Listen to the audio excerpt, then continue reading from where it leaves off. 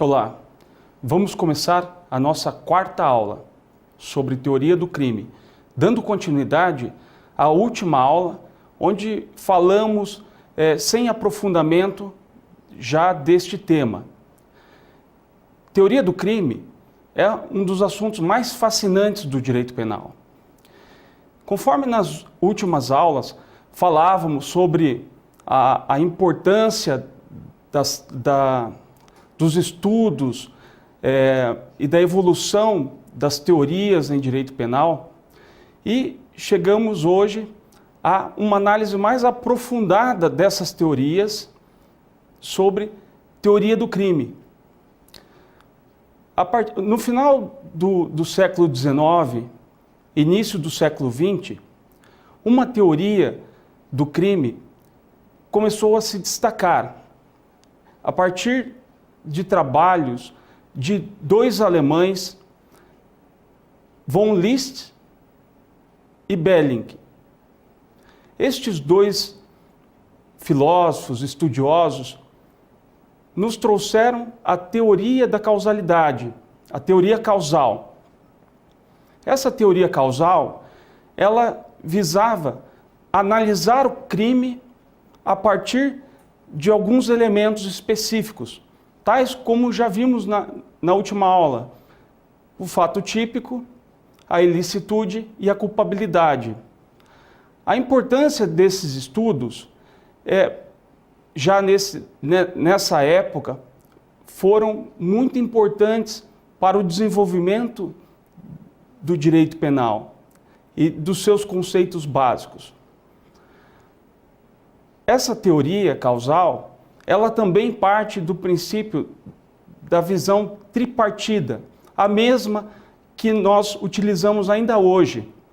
Mas havia uma diferença específica nessa teoria da causalidade.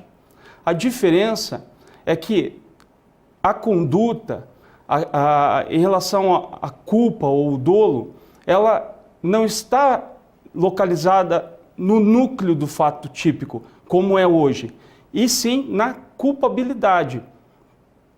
Desta forma, quando se fazia a análise de um crime a partir destes elementos, não se valorava a conduta do indivíduo. Por exemplo, vamos imaginar um motorista que está dirigindo pela rodovia, normalmente, e, de repente, um indivíduo com o objetivo de se matar se atira em frente ao automóvel e vem a falecer. A partir da análise, do enquadramento da teoria da causalidade, este fato seria criminoso até que se chegasse na análise da culpabilidade. Adiantando um pouco, falando a partir do desenvolvimento dessa teoria, ainda entre o início do século XX até 1930, surgiu também duas outras teorias, também muito importantes para o direito penal. A teoria neocantista, que aperfeiçoou a visão deste enquadramento, deste modelo causal, e trouxe alguma valoração para a culpabilidade, que antes não tinha na visão da teoria causal. E depois surgiu a teoria finalista, a partir do alemão estudioso também do direito penal, Hans Welzel, que nos trouxe, mantendo a mesma visão tripartida da estrutura do crime, mas deslocando a conduta da culpabilidade para o fato típico. Essa mudança, ela foi crucial, porque ela traz a valoração da conduta dentro do fato típico, ou seja, antes de se avaliar os outros elementos da estrutura do crime, é importante valorar se na conduta havia vontade. Então, por exemplo, se citarmos o exemplo anterior, no caso do motorista que está dirigindo na rodovia e de repente um suicida atravessa em frente ao seu carro e vem a falecer, pela estrutura finalista, por esse enquadramento, o fato seria atípico, porque seria verificado, antes dos outros elementos, a vontade do indivíduo. Então, essa foi uma modificação essencial para o enquadramento ou para a estrutura do crime. Reforçando, essas três teorias foram muito importantes para o desenvolvimento da teoria do crime. E é a nossa base, é a base do nosso modelo de estrutura do crime. Vou citar mais um exemplo. Vamos imaginar o caso em que Pedro atira e acerta a perna de Paulo. Esse é o caso A. O caso B, Felipe atira e acerta a perna de Mévio. O exemplo C, Carlos atira e acerta a perna de Márcio. Nestes três casos, pela teoria causal, não havia uma verificação da vontade. Então, o que era possível identificar é que havia tido ali uma conduta criminosa. Quando voltamos para a análise a partir da teoria finalista, podemos então enquadrar cada tipo e saber, por exemplo, se Carlos tinha o objetivo ou não de matar Márcio, ou se havia, e qual seria o objetivo dos outros dois casos em específico. Então, no primeiro caso que eu citei, poderia ter ocorrido um acidente, por exemplo. Então, não haveria crime. No segundo caso, poderia ter realmente tido uma intenção, o autor do disparo poderia ter tido realmente a intenção de matar, mas acabou ferindo. Dessa forma, ele seria ali considerado tentativa de homicídio. Desta forma, numa visão causal, nós não teríamos como identificar a vontade do autor a partir do fato típico. Teríamos que fazê-lo a partir da culpabilidade. Então, a teoria finalista, ela nos permite fazer essa análise da conduta e da vontade a partir do fato típico. Nas próximas aulas, falaremos de forma mais detalhada sobre o fato típico e seus elementos, a ilicitude e seus elementos e também da culpabilidade. É importante, antes de nos aprofundarmos mais nestes temas, falarmos que dentro do fato típico, da ilicitude e da culpabilidade, existem excludentes. Desta forma, quando se faz a análise e a verificação de um crime, é preciso verificar se é um fato típico, se é ilícito e se é culpável. E também se este fato, se ele está de acordo ou não com as excludentes. Desta forma, o enquadramento da estrutura do crime, ela é feita, ela é realizada. Por exemplo, apenas para conceituarmos novamente, lembrando da última aula, fato típico, ele é a moldura que se enquadra, é o ato que se enquadra à norma do ordenamento jurídico. A ilicitude é o ato que vai contra este ordenamento jurídico. E a culpabilidade é se o agente, o autor, ele é culpável. Desta forma, nós estamos terminando este bloco sobre a introdução da teoria do crime, mas antes, vamos ver o slide. Hoje falaremos sobre o conceito analítico de crime, fato típico, ilicitude, culpabilidade, excludente de culpabilidade, erro de tipo e erro de proibição.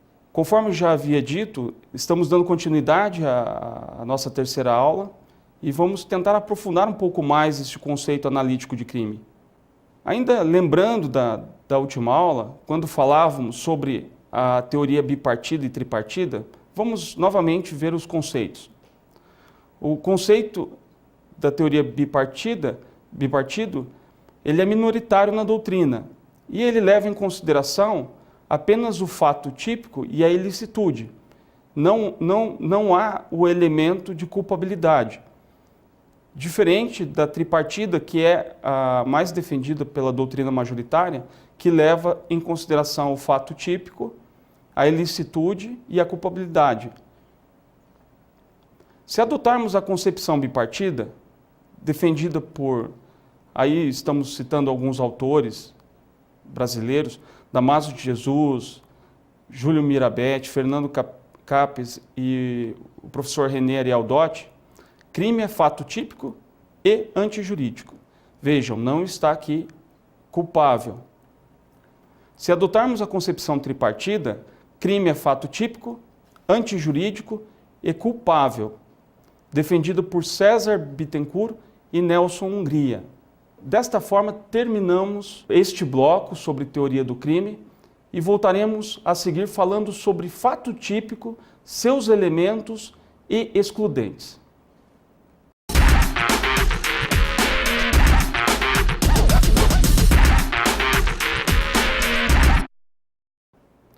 Vamos falar agora sobre fato típico. Este é um dos elementos mais importantes da estrutura do crime. Fato típico é o enquadramento do ato na norma do ordenamento jurídico. No fato típico, há outros elementos muito importantes, como a conduta, o resultado e o nexo causal. Conforme falamos anteriormente, a teoria finalista trouxe novos conceitos para o fato típico, a partir do momento em que trouxe para o núcleo do fato típico a conduta, que pode ser dolosa, culposa, omissiva ou comissiva. E a valoração da conduta e a vontade pelo resultado. Esses três elementos do fato típico são essenciais. Caso não estejam presentes, o fato pode ser atípico. Mas é importante dizer, no caso de crimes materiais, no caso de crimes formais e de mera conduta, não há o resultado. Desta forma, não há o nexo causal. Crime material, como falamos na última aula, o exemplo clássico, o homicídio, matar alguém. Nesta conduta, nós podemos encontrar o dolo, a culpa e, no caso do resultado, vir a ser a morte da vítima, então há este nexo de causalidade entre a ação e o resultado. Desta forma, o fato típico ele é essencial e muito importante para a segurança jurídica. Conforme falamos em outras aulas, e sempre fazemos questão de reforçar a ideia principal do direito penal, que é o respeito à dignidade humana, em respeito ao princípio do Estado democrático de direito, é peça-chave do direito penal. Portanto, podemos imaginar no exemplo.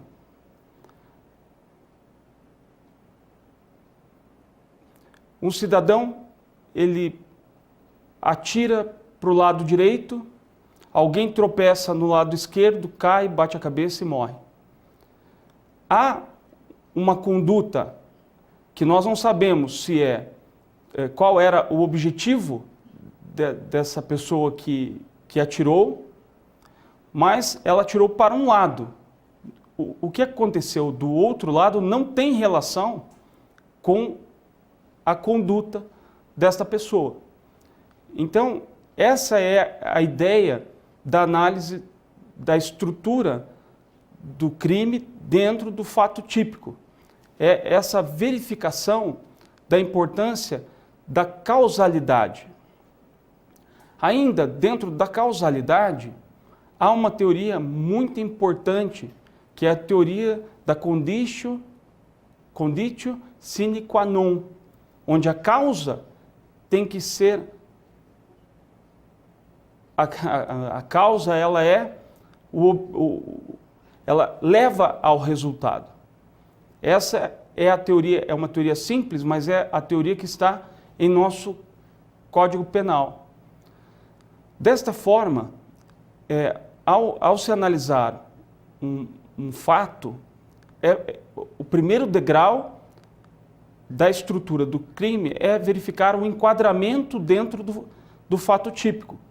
Então, é necessário analisar a conduta, se há dolo ou se há culpa, analisar se há nexo causal entre a conduta e o resultado.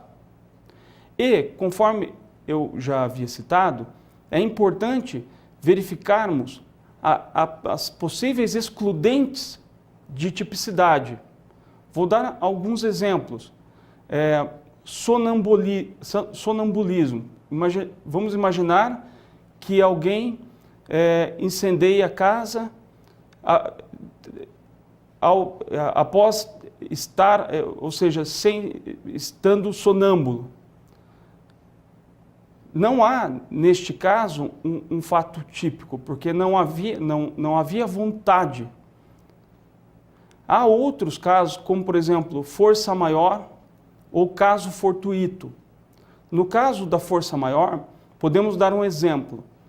Vamos imaginar que o motorista dirigindo na BR e, de repente, um raio cai sobre o carro, o motorista perde a direção e bate contra algumas pessoas, causando aí um grave acidente. Neste caso, também não há vontade do motorista em causar este resultado. Então, por isso aí há essa excludente no caso de força maior. E no caso, há também excludente em caso de atos involuntários. Vamos aí citar um exemplo parecido com esse. Vamos imaginar um motorista dirigindo o seu veículo na velocidade adequada, de repente ele recebe a mordida de uma abelha. O efeito disso faz com que ele perca o controle do veículo e atropele algumas pessoas. Aí também há uma excludente. Mas é importante dizer, isso é um ato involuntário, mas temos que considerar uma situação, caso o motorista, por exemplo, tente matar a abelha dentro do veículo e daí o veículo bata, aí não há essa excludente. Aí há uma situação, no caso, há um fato típico. Vamos para outras situações. No caso de coerção irresistível física. Vamos imaginar uma pessoa empurra outra que vem a cair sobre uma criança e acaba machucando. Também aí há um fato atípico. Desta forma, o enquadramento da análise de um ato que pode ser, então, típico ou atípico. Vamos aos nossos slides.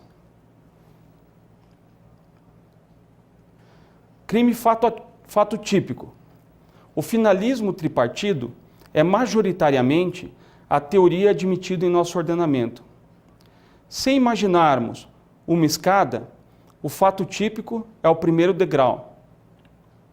Esse critério se funda nos elementos que compõem a estrutura do crime. O comportamento típico tem a ver com a conduta que implica um ato ou omissão, que se encaixa nos pressupostos estabelecidos, como um crime ou contravenção penal, dentro de um código jurídico. É considerado atípico qualquer comportamento humano que não esteja previsto na lei como crime. O fato típico é o primeiro elemento do crime, resumindo-se em um fato material que se amolda a um tipo penal. O fato típico possui 4 elementos: a conduta, que pode ser dolosa ou culposa, omissiva ou comissiva; resultado, que seria apenas nos crimes materiais; nexo causal, apenas nos crimes materiais; tipicidade, que é a adequação entre o fato concreto e a norma jurídica. Esses 4 elementos estão presentes nos crimes materiais consumados. Então, é importante reforçarmos nesta questão do crime material, que no crime material há a necessidade do nexo causal e do resultado. Nos crimes formais, como falamos já nas últimas aulas, como por exemplo o sequestro, o crime é formal, o sequestro não precisa haver o resultado para que haja o crime. E também nos crimes de mera conduta, como por exemplo o ato obsceno. Desta forma, finalizamos fato típico.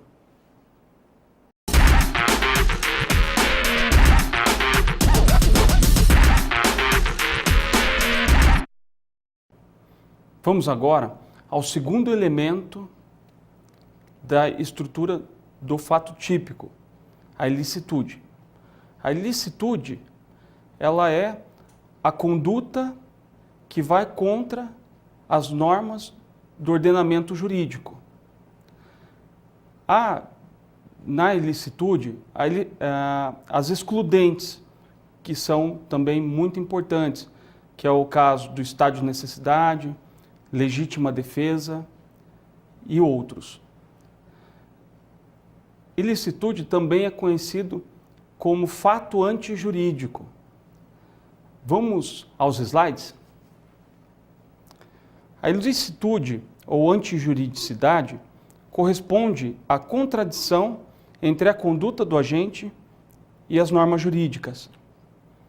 O fato típico presume-se antijurídico até que se verifique a existência de alguma causa excludente da ilicitude.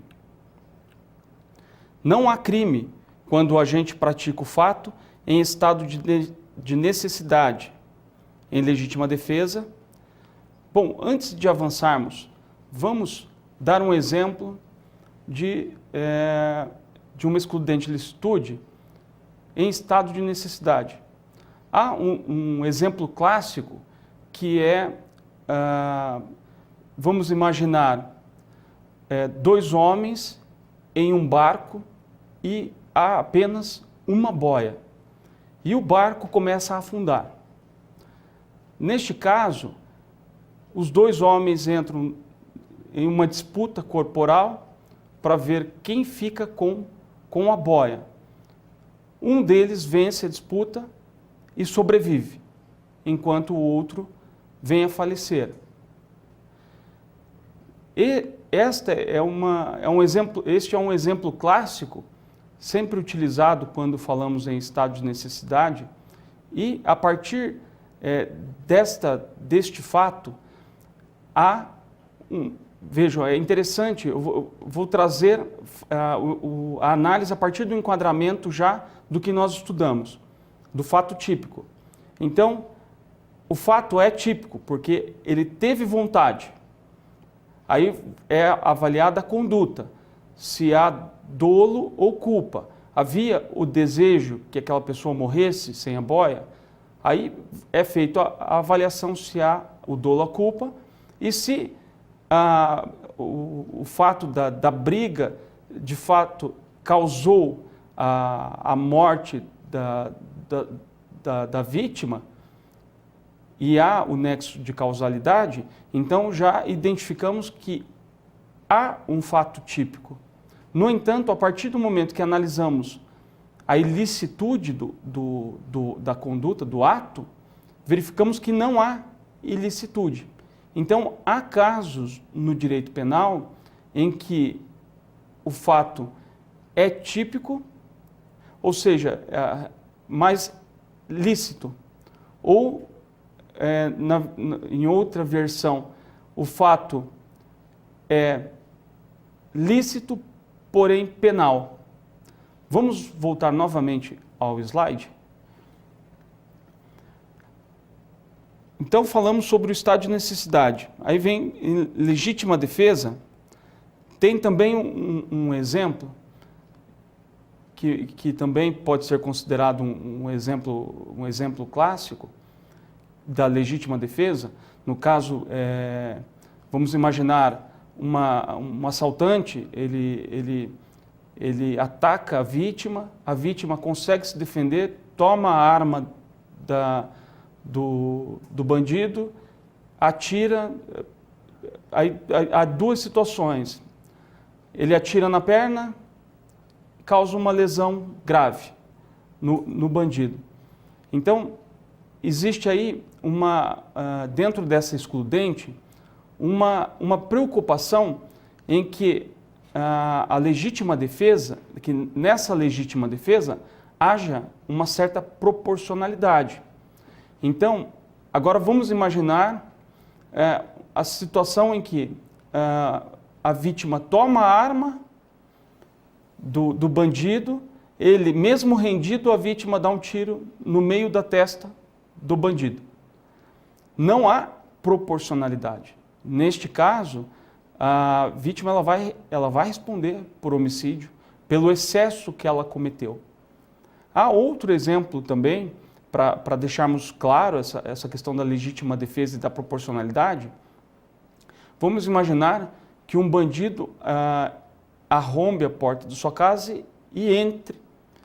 E você está na cozinha, do lado tem uma faca e um pouco mais distante, dentro da prateleira, você tem uma arma. Veja, o bandido entrou, você percebeu que ele está desarmado. E aí você tem duas opções. E você vai e pega a arma e atira na cabeça do bandido. É a mesma situação. Você tinha uma possibilidade, você poderia ter usado a faca. Então, esses são situações em que, quando haja a excludente de legítima defesa, principalmente, é preciso avaliar a proporcionalidade da ação da vítima, para verificar se de fato houve ali uma legítima defesa. Até curiosamente, há um tempo atrás, um colega estava defendendo um caso de legítima defesa, onde a vítima era um lutador de jiu-jitsu. E numa briga dentro do bar, ele desferiu um golpe de forma desproporcional na pessoa que havia agredido. que havia agredido ele. E essa desproporcionalidade acabou causando a morte desta pessoa. E então, o que acontece? Houve a tentativa dos advogados de defesa de implicarem essa excludente de legítima defesa, mas o juiz não aceitou, porque houve uma desproporcionalidade da força utilizada. Vamos voltar novamente aos slides.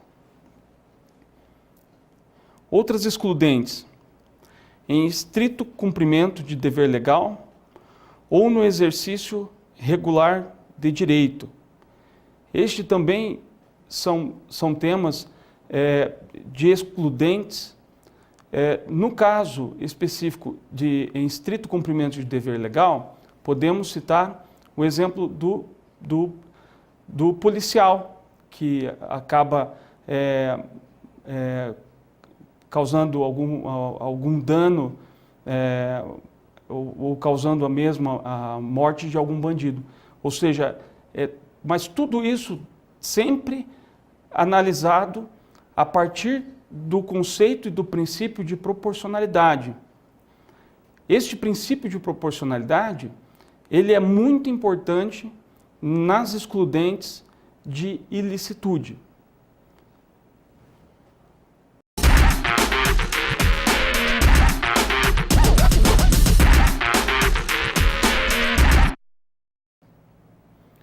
Vamos ao terceiro elemento da estrutura do conceito analítico, que é a culpabilidade. Apenas para lembrarmos que a culpabilidade, ela teve uma alteração significativa a partir das teorias já mencionadas, da teoria causal, até passando pela teoria neocantista e a teoria finalista. A mudança essencial se deu da mudança do núcleo, no caso da conduta, sai da culpabilidade e vai para o fato típico. E também na ordem de valoração a partir da teoria neocantista. Vamos aos slides? Segundo Kleber Masson, culpabilidade é o juízo de censura que incide sobre a exteriorização da vontade do responsável por um fato típico. Trata-se de pressuposto para a aplicação da pena. Se adotada a concepção bipartida, crime enquanto fato típico e antijurídico, não integra o conceito de crime, estando fora de sua estrutura básica. Somente lembrando que este termo antijurídico é também o termo conhecido como ilicitude. Se adotada a concepção tripartida, que é a teoria mais adotada pelos nossos doutrinadores, fato típico, antijurídico e culpável integra o conceito de crime. Os elementos que integram a culpabilidade são: estes elementos são, alguns deles, logo eu vou citar o próximo, vem da visão neocantista, de valoração da culpabilidade. Então, os elementos: a imputabilidade é a condição ou qualidade que o agente possui de sofrer a aplicação de pena. Potencial consciência da ilicitude. Esse foi um dos princípios trazidos pela teoria neocantista. O agente tinha a possibilidade de atingir o entendimento sobre o caráter criminoso da conduta que perpetrava. E C, exigibilidade de conduta diversa. Só há reprovabilidade se o agente poderia agir de outra forma. mas optou conscientemente por praticar a ação penal. Estes elementos que integram a culpabilidade são cumulativos. Ou seja, é necessário que os três elementos, que haja a análise desses três elementos de forma cumulativa para que então se verifique se há a culpabilidade ou não. Se um desses faltar, não há a culpabilidade. Os elementos excludentes da culpabilidade estão nos artigos 21, 22, 26, 27 e 28 do Código Penal.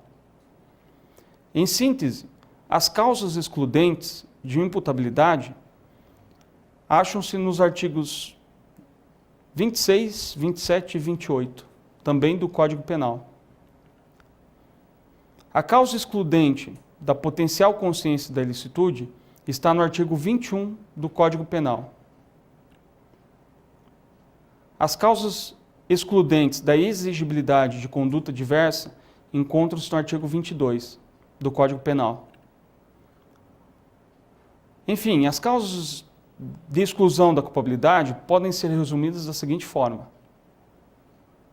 imputabilidade, doença mental retardado, doença mental incompleto, embriaguez acidental completa e menoridade. Sobre este tema, sobre as excludentes de culpabilidade, é importante citar aí que, neste caso específico, é importante que, no caso de doença mental, haja de fato uma interferência na condição da pessoa que causa no caso aí, o autor. Vamos para o próximo: potencial consciência da ilicitude. Erro de proibição inevitável. Exigibilidade de conduta diversa. Por exemplo, coação moral irresistível. Obediência hierárquica à ordem não manifestamente ilegal.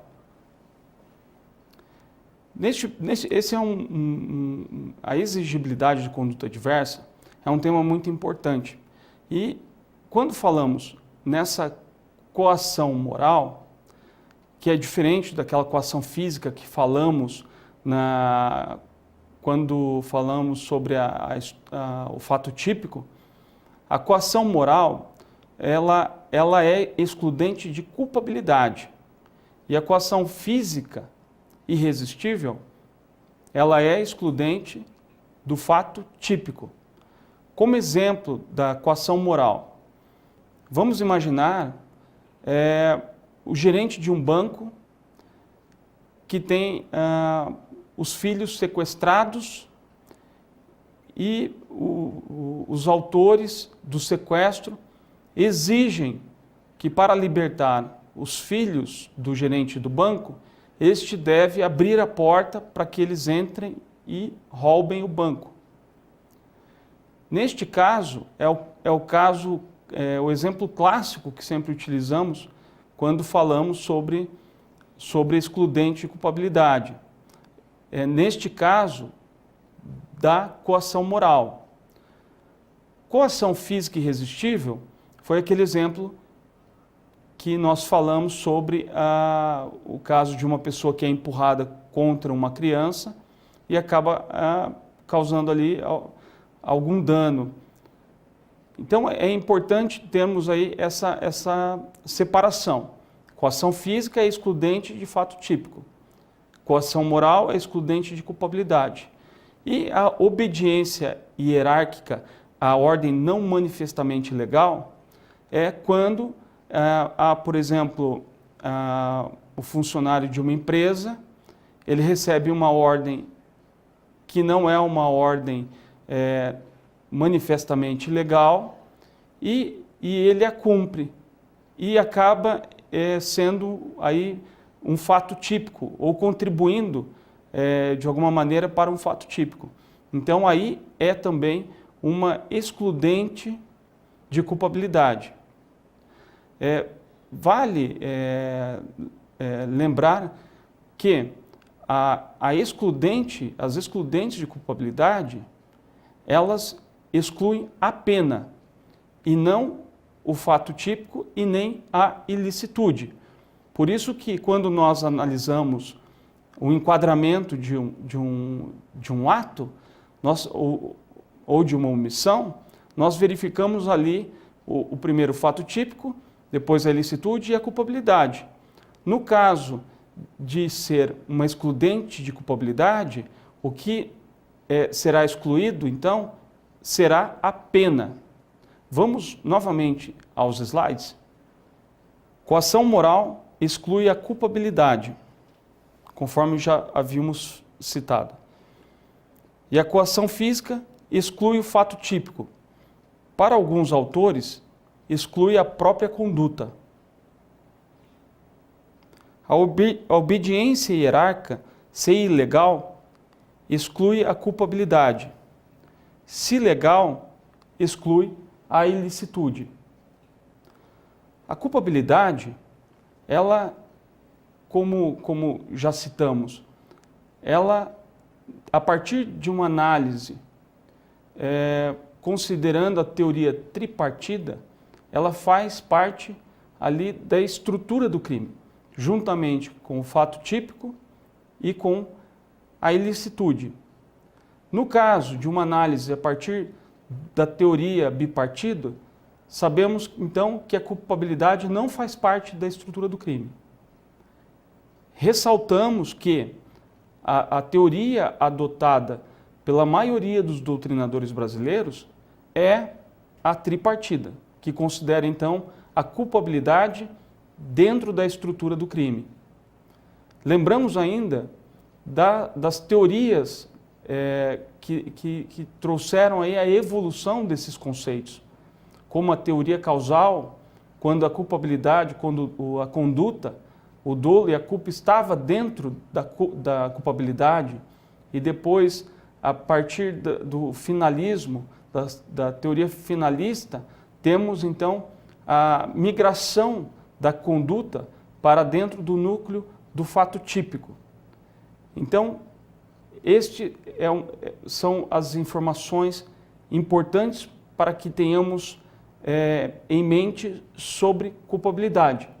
Lembrando ainda que a excludente de culpabilidade exclui a pena.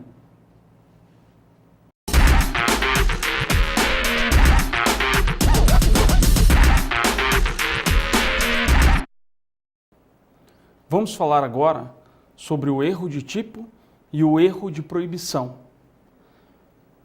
Erro de proibição, existe um exemplo clássico que é o do holandês que vem ao Brasil portando algum tipo de droga, ou para melhorarmos aí o exemplo, o holandês ele está no Brasil e passa a consumir maconha de forma despreocupada. E neste caso,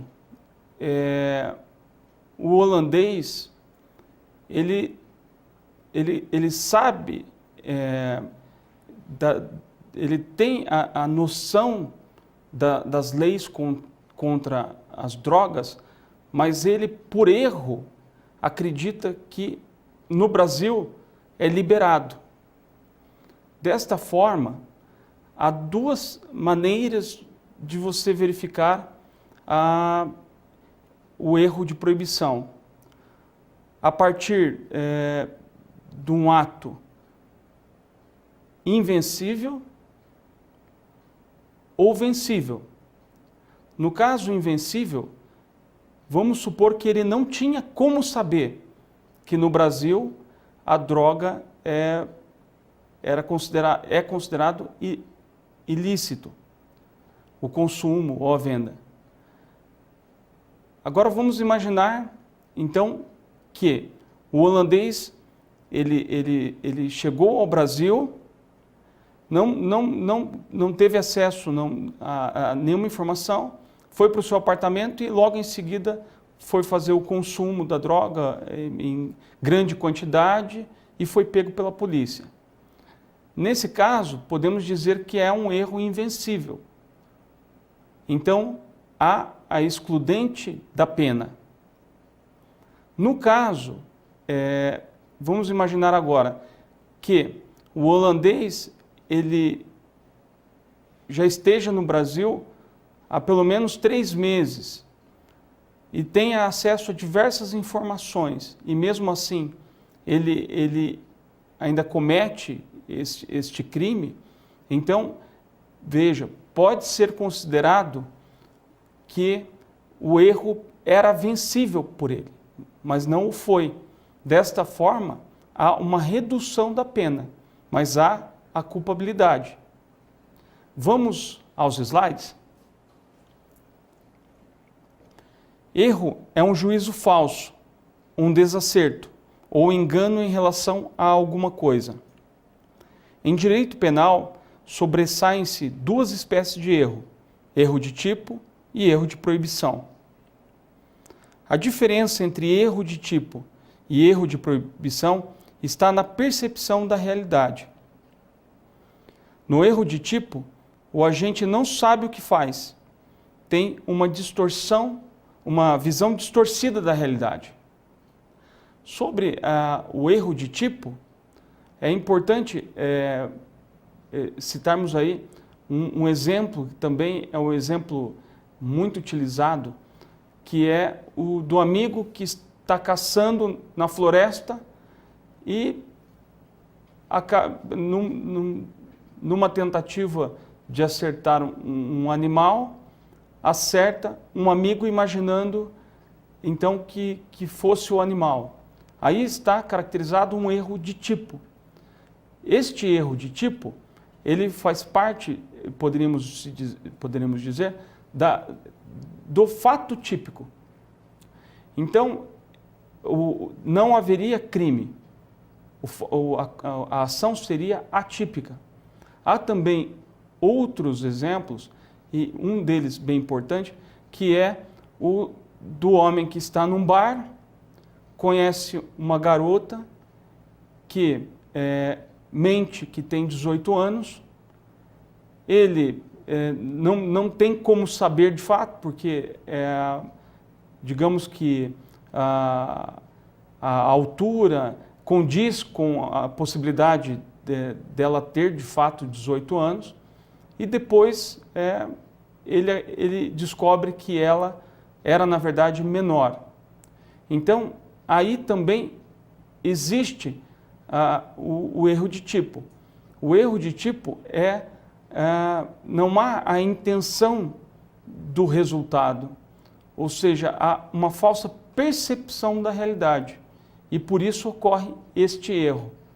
E lembrando novamente que este erro, ele dependendo da circunstância, ele pode ser considerado uma excludente do fato típico. Vamos novamente aos slides? Já no erro de proibição, a pessoa sabe o que faz, existe um perfeito juízo sobre tudo o que está se passando, mas há uma apreciação equivocada sobre a antijuridicidade, ou seja, ilicitude. No erro de tipo, o agente acredita que sua realidade está perfeita. O erro de tipo exclui o dolo e a culpa, e o agente pode ser absolvido por excludente de tipicidade. No erro de proibição, o agente acredita que sua conduta não é crime. O erro de proibição exclui a pena. O exemplo clássico do erro de proibição também é o caso dos 2 irmãos que se casam supondo a inexistência de impedimento legal. Então, como vimos nesses últimos slides, o erro de proibição exclui a pena e o erro de tipo exclui a tipicidade.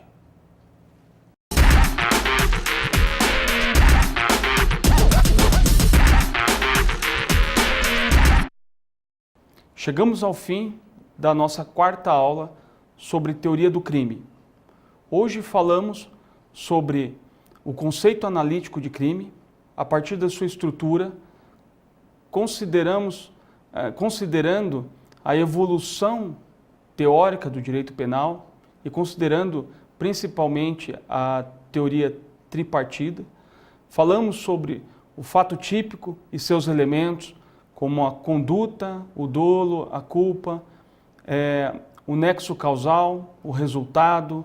Falamos sobre a conditio sine qua non, dentro do nexo de causalidade.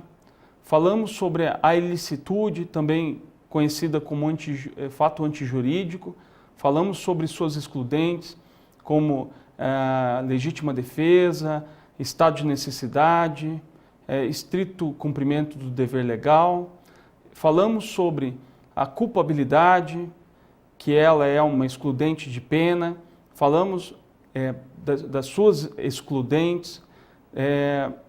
Enfim, espero que vocês tenham gostado e aproveitado esta aula.